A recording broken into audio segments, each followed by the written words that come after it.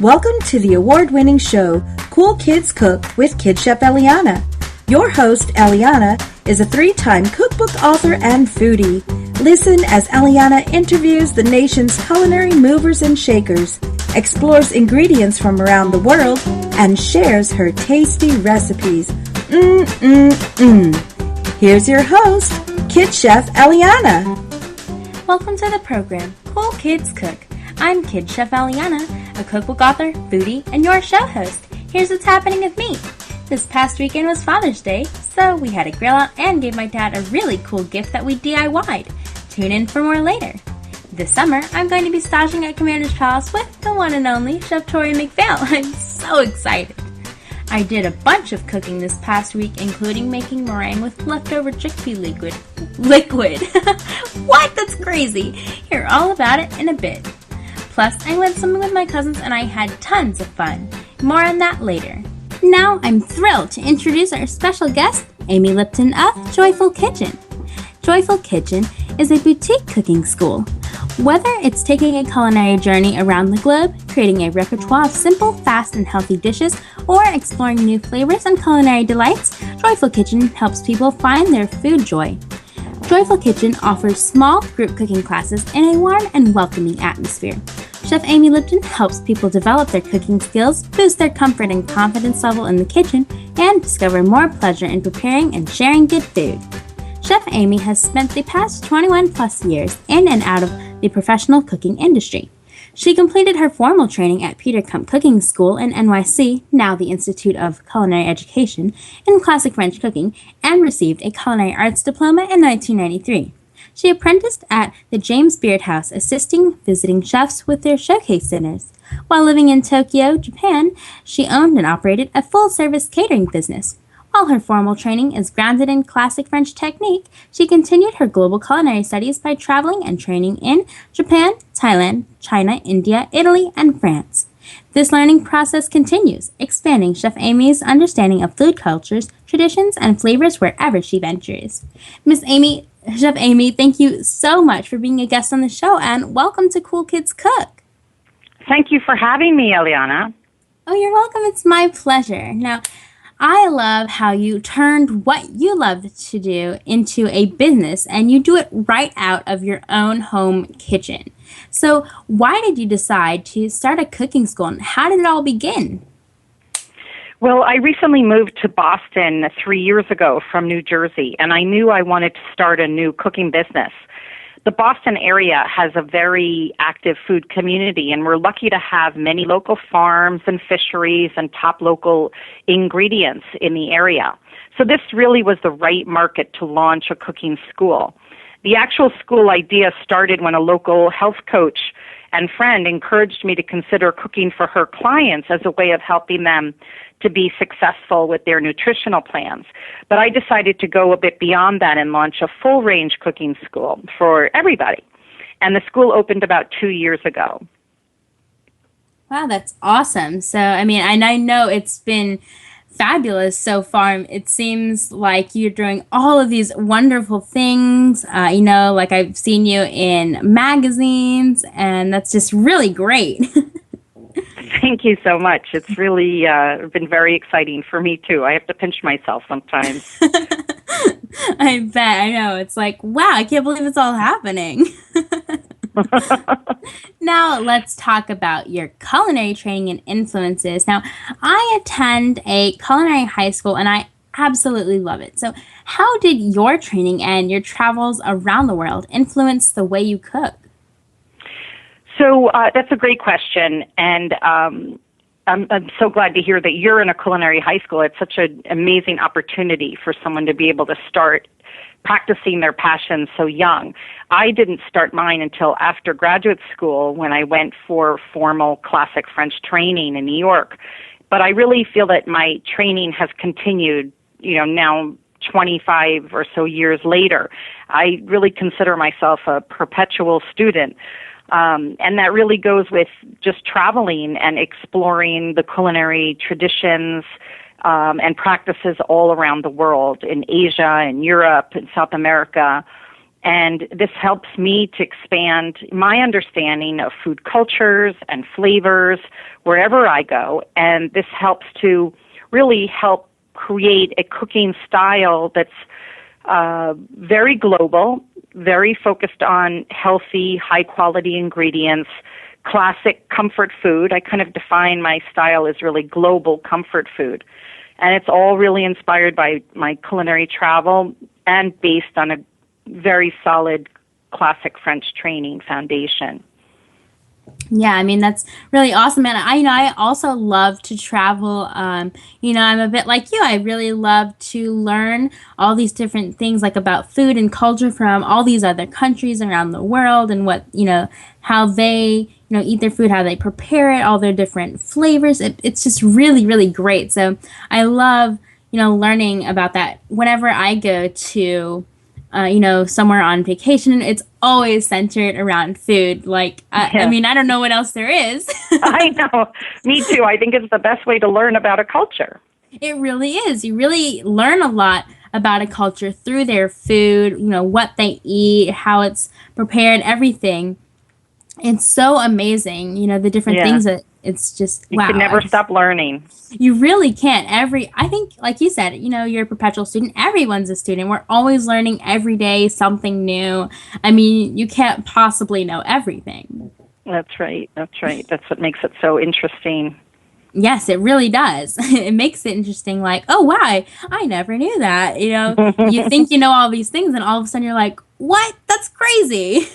That's right. Now, I know that it influenced you and that it influences your cooking in the kitchen. And I also know that you have a really amazing kitchen. I mean, I actually found you in the June 2015 issue of my mom's HGTV magazine, and I just fell in love with your kitchen. It is just gorgeous. I love the turquoise and orange and how they're so complimentary, and the barrel stools are just wow. But I really love the design and how people can be seated in the kitchen for their cooking lessons. So did you actually design the space with a cooking school in mind? Well, Eliana, we were actually very lucky to find a house that already had this stunning state-of-the-art kitchen. And it had all of the appliances and the layout. The design was really our personal signature touch on it. I knew as soon as I stepped foot into the house that this was the house for me and the kitchen that I wanted to cook in.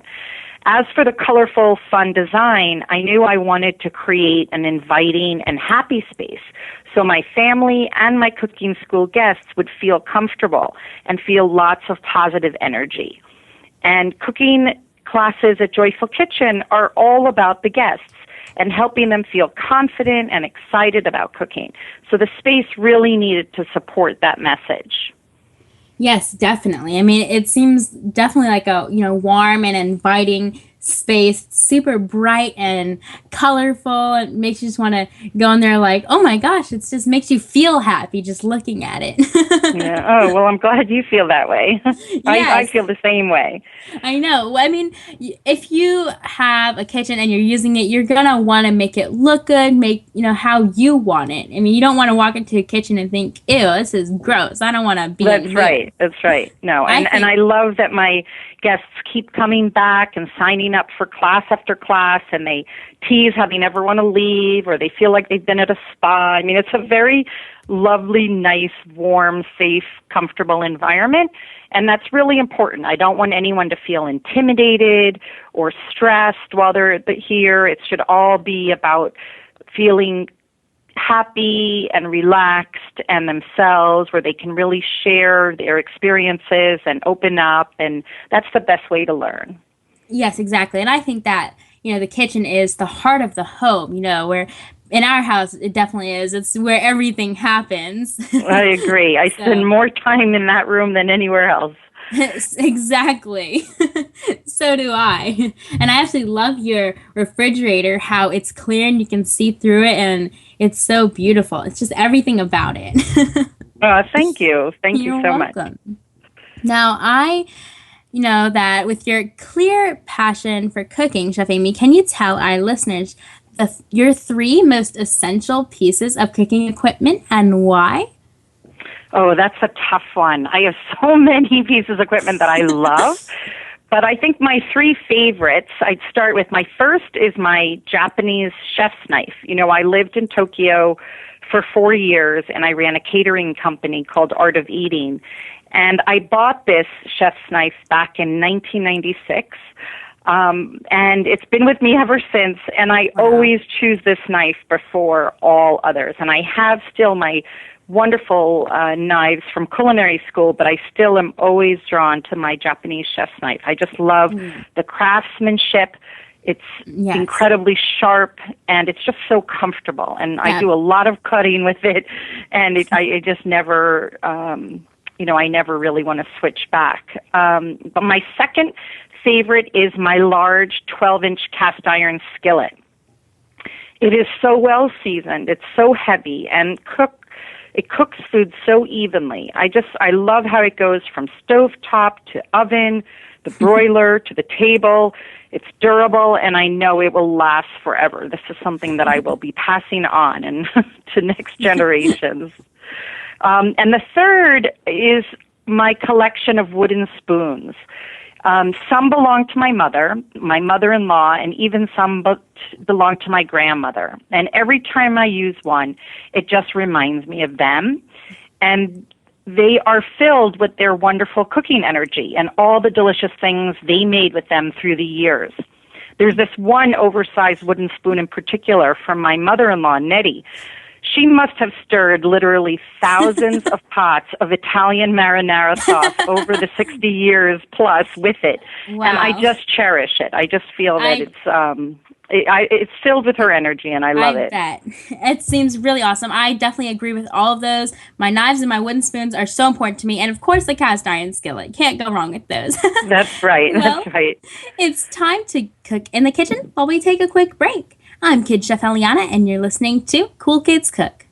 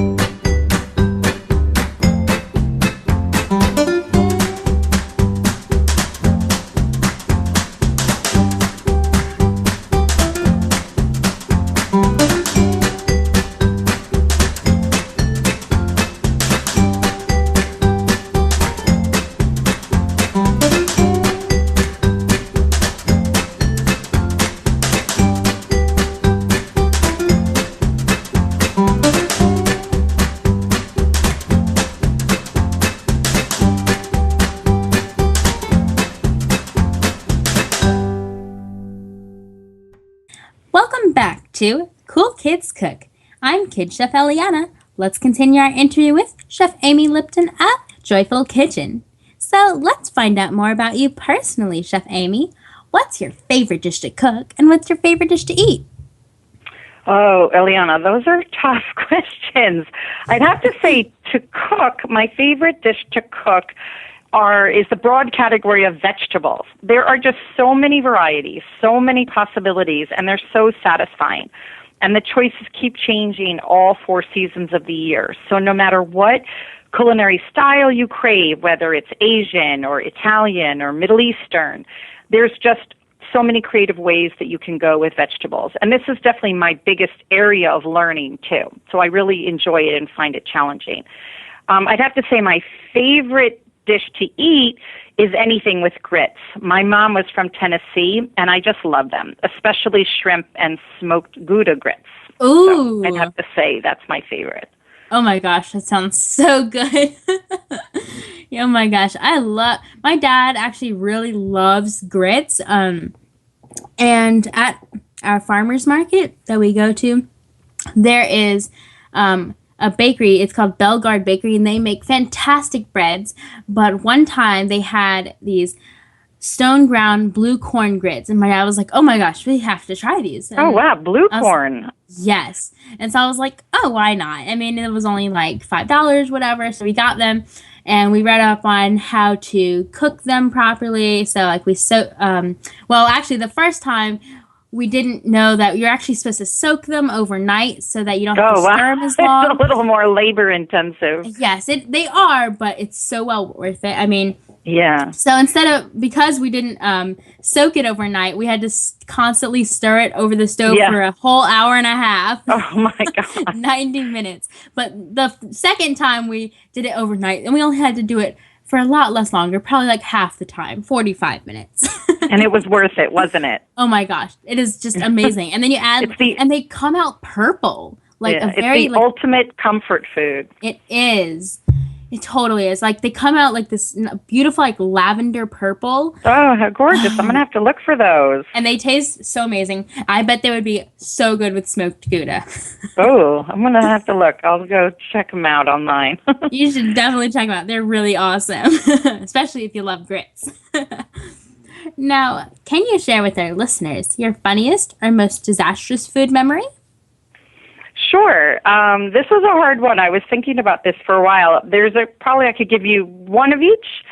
The funniest was a few years back at a restaurant in New Jersey.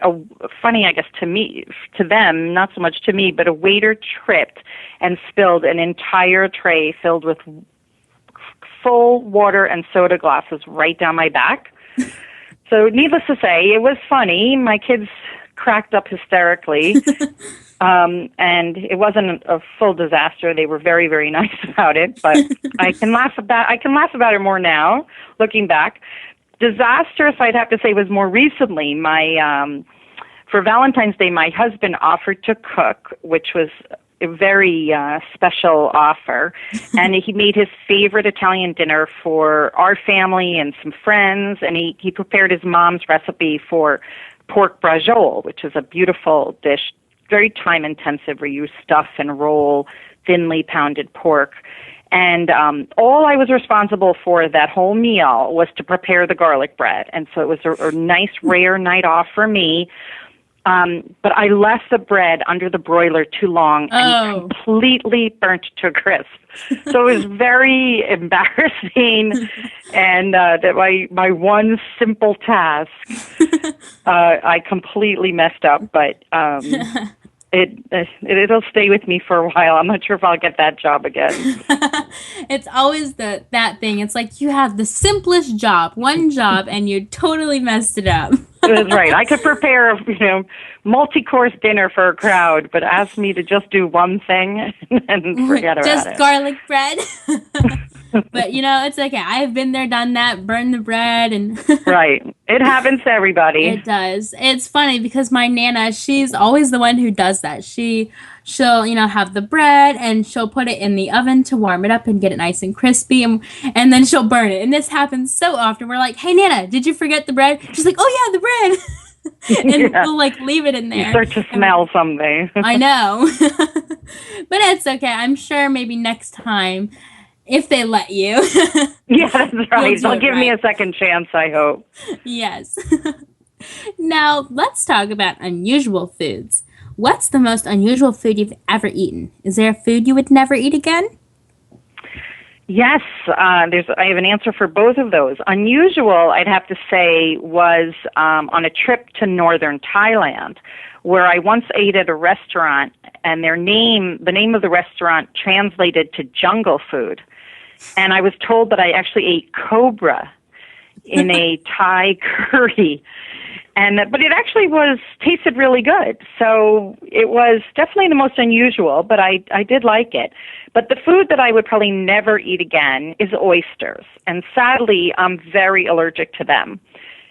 Thankfully, it's the only food I'm allergic to, but it's not a good idea to try them. So they're off limits, unfortunately. Yes, well, that's so sad. I was never really a huge fan of oyster, but then one time, I had these like really awesome fried oysters, and then I don't know, I've had them a couple times, and I was like, oh my gosh, these are so good, and especially here in New Orleans, and everyone in my family loves them. And but I just have to watch. Yes, there's always those things that it's like, dang, I wish I could eat it. I know. Well, I'm glad it's just the only thing. I know. Oh, well, yeah. At least it's just oysters. My mom's allergic to all shellfish, so oh, that's sad. That would be oysters, shrimp, crab, lobster, crawfish, that's all good of stuff. that. Yeah. Well, at least it's just the oysters. That's right. Exactly. Now, lastly, here's a wacky, off-the-wall food question. If you could cook with anyone in the world, past or present, with whom would you cook and why? Oh, Eliana, I think that's easy. And maybe other guests of yours have said the same thing, but I definitely would choose Julia Child. One is she was lived and worked right here in Cambridge, which is just about 20-30 minutes away from me. And she filmed, her show right in her Cambridge kitchen. She was such a joyful and enthusiastic person, and I loved her energy and her passion to help others feel confident making French food and becoming better home cooks. She made it also approachable, and she really loved to laugh, and so she just had a beautiful spirit, and she's definitely my role model. Oh, wow. Yeah, definitely. I mean, she's just so awesome. She seems like, just one of those person, that you just walk up to and just have dinner with and just, sit down and enjoy and talk to them, Yes, I wish I could. I wish I could. I know. She seems like so, welcoming and just really funny and awesome. Yeah, I know. So, yeah, I try to channel her when I teach. Yeah, definitely. When she made a mistake, it wasn't a problem. She just improvised. That's right. Just take another sip of wine. And there you go. Yeah, definitely. But don't you try that. No, I only cook with it. That's right. That's funny. But, being a chef, I cook with wine, but, I have to wait till I'm older to drink it. My mom was like, the only parent in the world who's like, oh my gosh, I can't wait till you can drink wine. We can do wine and cheese pairings together. That's right. Well, there's something to look forward to. Exactly. Well, thank you so much, Chef Amy, for being a guest on Cool Kids Cook. Oh, thank you so much for inviting Joyful Kitchen, Eliana. This was so much fun. Oh, you're welcome. I loved it. It was so great. Now, good. Well, I hope one day we'll be able to cook together. Yes, definitely. I would love that. I'm sure you would be a joy. Oh, thank you. Well, you've shown us that life in the kitchen is joyful and that cooking brings people together. If you want to find out more about Amy Lipton of Joyful Cooking, visit KidChefEliana.com for all the links. I'm inspired to cook a joyful meal while we head to a break. I'm Kid Chef Eliana, and you're listening to Cool Kids Cook.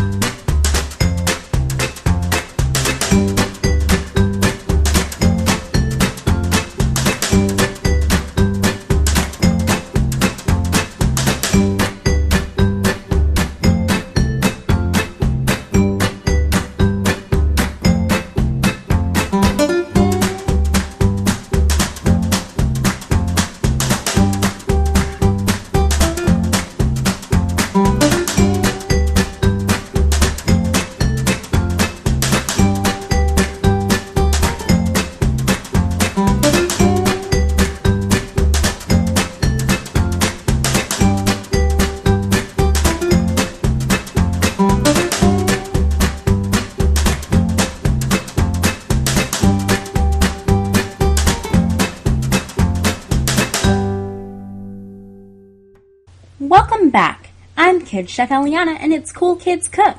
It's time for a Tisket, a Tasket, what's inside my basket? Today's secret ingredient is cucumber. Let's talk about cucumber. Cucumbers are cucurbits, a member of the same family as melons and squashes. They grow on vines and are 95% water. Cucumbers can actually cool the skin and reduce swelling, which is why they're so popular in spa treatments. Cucumbers were actually turned into a fermented drink by the ancient Egyptians. Commercial production of cucumbers is divided into two categories. Slicing cucumbers, which are larger and have thicker skins, are produced for fresh consumption. Pickling cucumbers, which are smaller and have thinner skins, are produced to create pickles. Here's my recipe for sesame cucumber and cherry tomato summer salad. This summer salad is super fresh and it's quick to make. Ingredients: 2 medium cucumbers sliced, a handful of cherry tomatoes halved, 1 teaspoon of rice vinegar, 2 teaspoons of sesame oil, half a teaspoon of sugar, half a teaspoon of fish sauce, and 1 tablespoon of toasted sesame seed and dried ginger spice. Directions: mix all ingredients in a medium bowl and allow to marinate for half an hour. Serves 4. You can find all of these recipes on my website, kidchefeliana.com. If you have a secret ingredient you'd like me to talk about, you can email me at eliana@kidchefeliana.com or call my US toll-free number, 888-721-5915. Leave me your first name, where you're calling from, and your question. Maybe your suggestion will air on a future episode. It's time for Foodie News. I will give you an update on new food trends, cool cooking info, and the occasional strange food story. Jamie Oliver is adding a surcharge to all sugary drinks served at his restaurant across England. He believes that, like tobacco and anything else that can frankly destroy lives, sugar should be taxed. Now he's expected to be charging diners 10 pence or 16 cents per sugary drink. Jamie Oliver says that he expects the surcharge to raise to €80,000 over $150,000 over the next year. Ben & Jerry's plans to release new vegan ice cream next year in the spring. The ice cream will either have a coconut milk or almond milk base.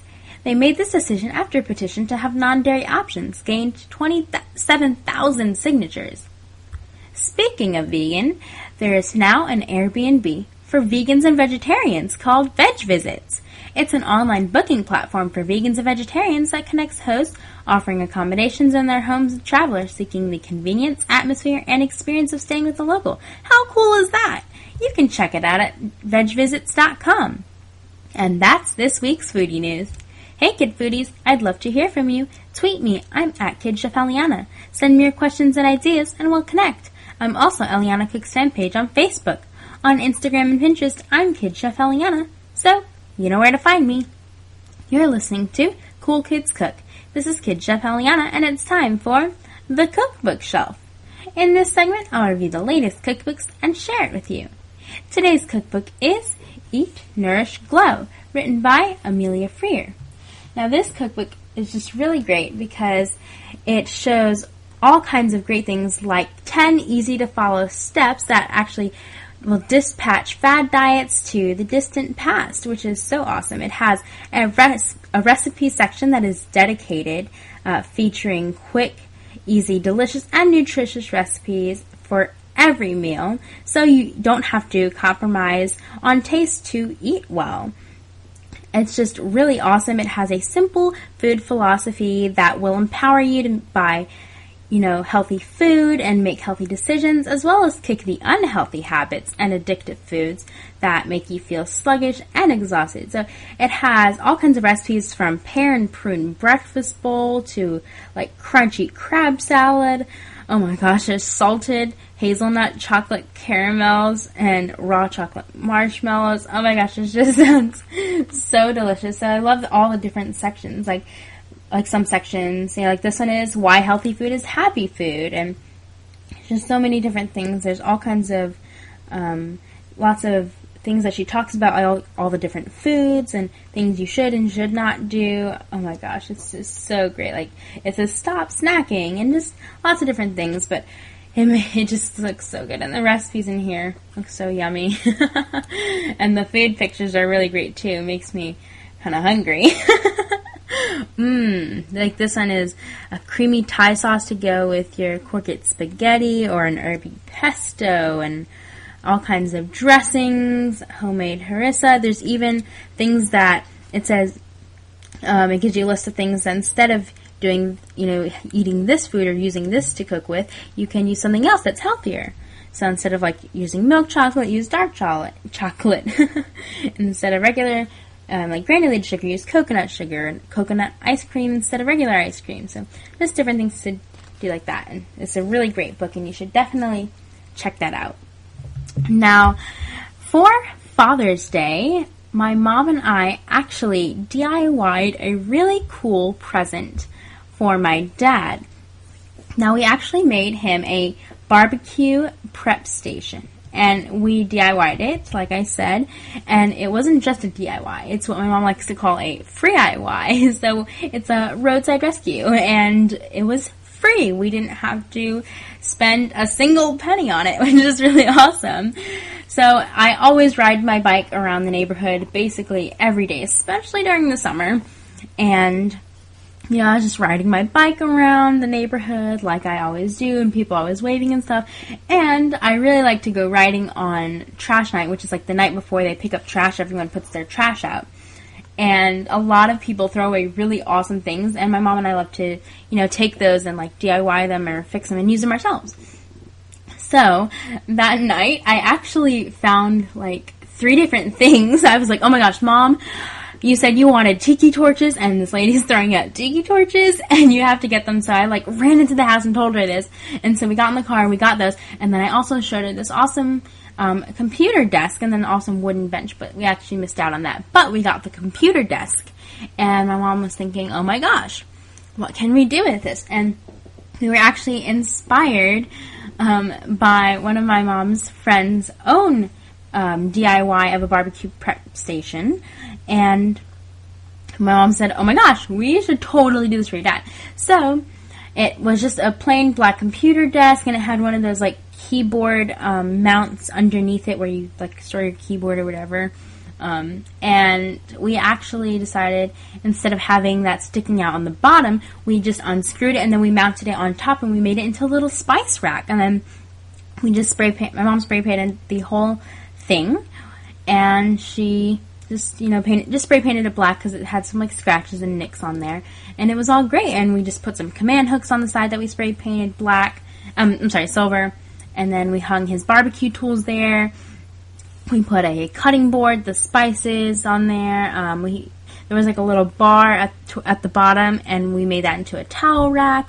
And we actually found a whole bunch of barbecue things that we never knew my dad had, because, it was just kind of tucked away, and we found them, and we were like, oh my gosh, it's brand new, we never used it.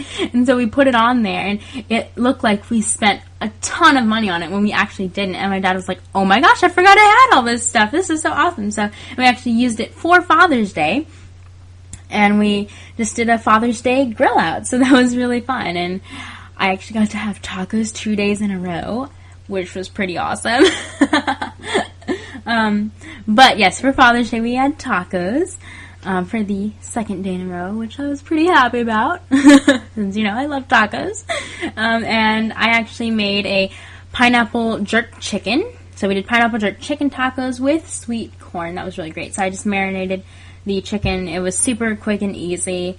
I just had the pineapple juice and some jerk rub that I actually had made already. It was one of my rubs that I made, and I just put that on there, and that's it. And then I just let it marinate, and then I grilled it, and it was really, really awesome. So that was great, and I had a great Father's Day. My dad loved the gift, so I loved that, and we got to spend some time together. Well, taste some tacos. We'll be right back. I'm Kid Chef Eliana, and you're listening to Cool Kids Cook.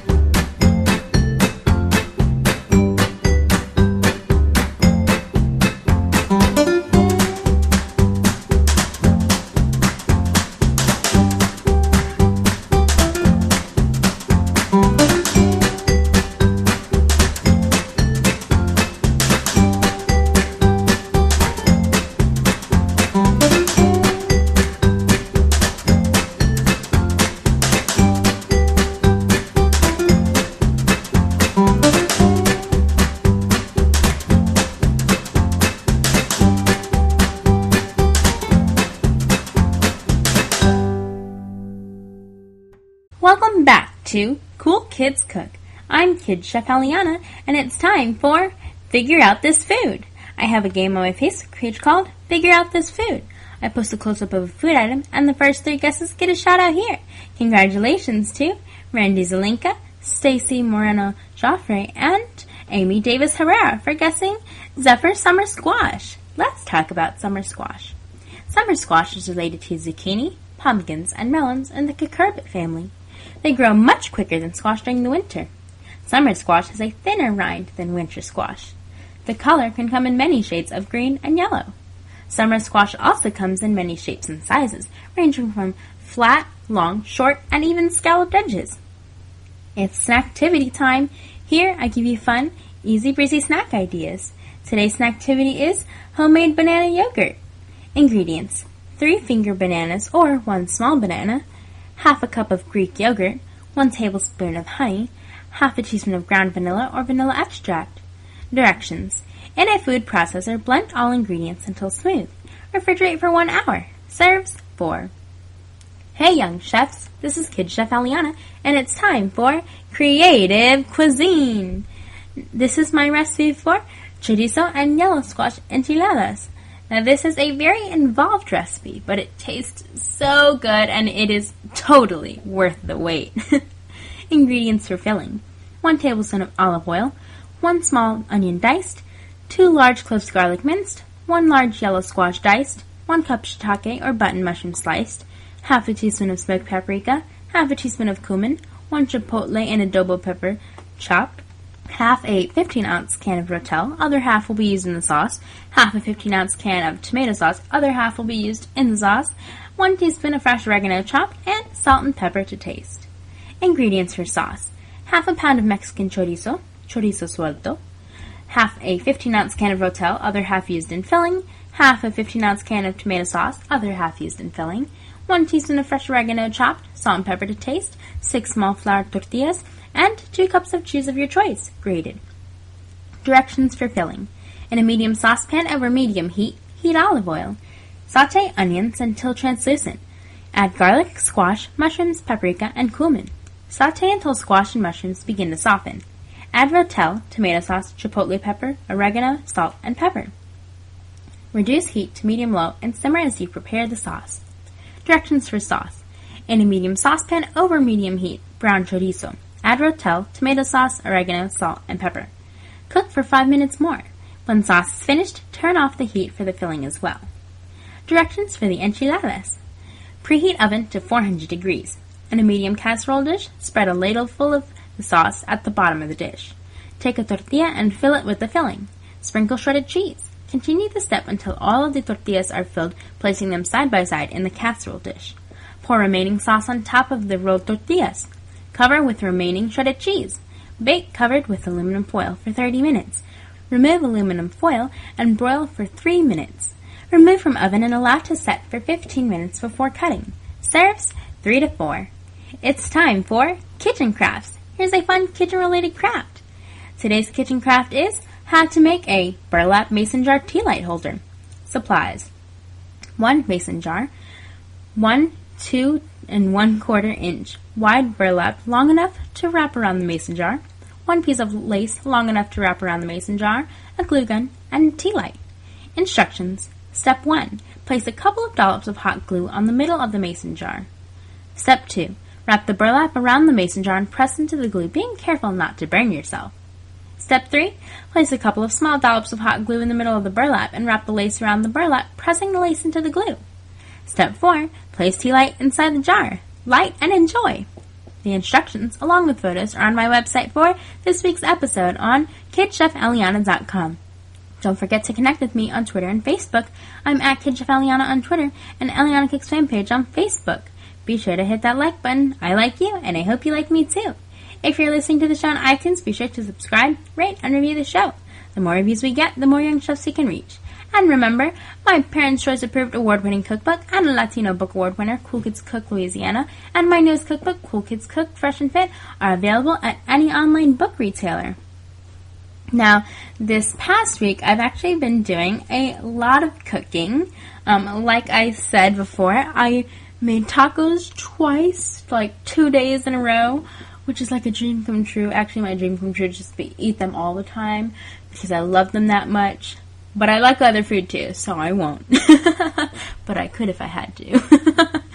And then I actually made something for the first time. I actually made Salisbury steak for the first time. Now, usually when I would think of Salisbury steak, I think of that like really gross looking brown like mystery meat that you get at like the lunch, like at lunch at school or something in the cafeteria. That's what I always think of, so it always sounded just really gross. It didn't seem very appealing to me. So then my mom was like, why don't you make that? I mean, you've actually never made it. And I was like, alright, well, I'll see what I can do. And so, you know, she went to take a nap, and then I was like, alright, I guess I should cook dinner now. And then I said, oh, well, I've never done this before. And, I mean, I pretty much knew what to do. I just like, looked at a few recipes, and then I saw, you know, just basic things, and I was like, oh, okay, that's fine. And I just kind of made up my own thing, and just did a little bit of this, a little bit of that, and I just kind of threw it all together, and then I cooked it, and, you know, made the gravy, and I was like, oh my gosh, it was a one-pan meal. It was so awesome. And my dad made some rice, and then we had some corn, and it was so good, sweet corn, and it was so delicious, and I was like, oh my gosh, I'm surprised, this is, like, really good, and I've never, you know, I mean, I don't even know if I've ever had it before. I can't even remember having it, so I was pretty proud of that. It tasted really, really good. And then, my sister actually taught me this a while back. So my sister's vegan, Soleil is vegan, and she said that, I remember one time she said that you can actually make meringue, vegan meringue, with the chickpea liquid. Like, you know, you just get those canned chickpeas, and you usually just make hummus, and, you know, drain out the liquid, and you make hummus or whatever, you know, or salad, whatever. But I remember her saying that with the liquid, you can actually save it and make a meringue, and it's just like, you know, meringue with eggs. And I was like, oh, okay. So I was craving hummus. I bought some chickpeas at the store, and then when I got home, I was about to drain the liquid. I was like, oh my gosh, I remember Soleil said something about you can make meringue with this. My mom was like, no way, I don't believe you. And I was like, yeah. And so I saved the liquid. She was like, well, I won't believe you until I see it. And I was like, all right. So I made my hummus, and I actually did like a sort of different kind of hummus. Like put different spices than I normally would, but it tasted so delicious. And I tried to do a little healthier, and I sliced up some salad cucumbers, really thin slices, and dip that in the hummus. It was so delicious, and I think I still have some. Oh my gosh, I'm going to have some of the snack later. But it was so delicious. Anyways, I took the leftover liquid, and I was like, oh great, all you need for meringue is just this liquid and some sugar, and I'll do that. And, you know, I didn't, like, measure anything out, just put the liquid in a bowl and gradually added the sugar while I beat it with my hand mixer. And oh my gosh, it turned out exactly like meringue. It is so crazy how it came out. I was freaking out how awesome it was.